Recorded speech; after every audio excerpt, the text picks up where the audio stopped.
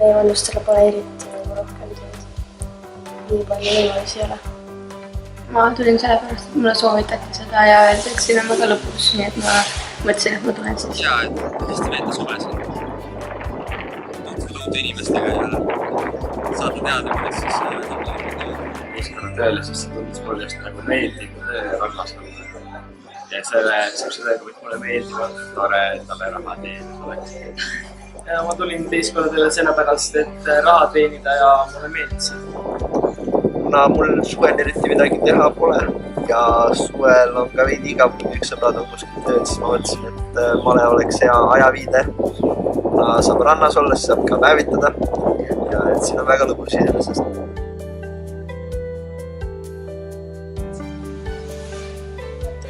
Eesti rannas kaartiga sõitmine ja toidukolmas meil. Lemmikülesanne kindlasti patrullis käia ja vahel kui sa ujuma minna, siis näiteks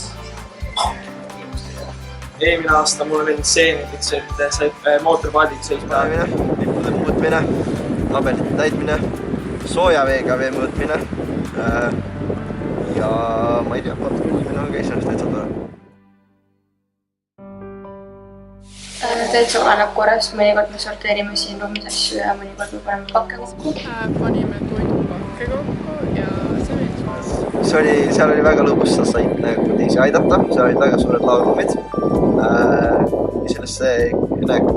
Kui kõik jagasid ülesanded ära, siis tiimiga sai hästi kui kõik läks sujuvalt, siis sai asjad ka kiiresti ära tehtud.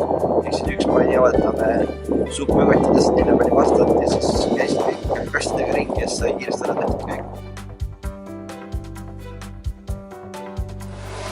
Väga palju kindlasti teistest hoolimist ja vastutustunnet.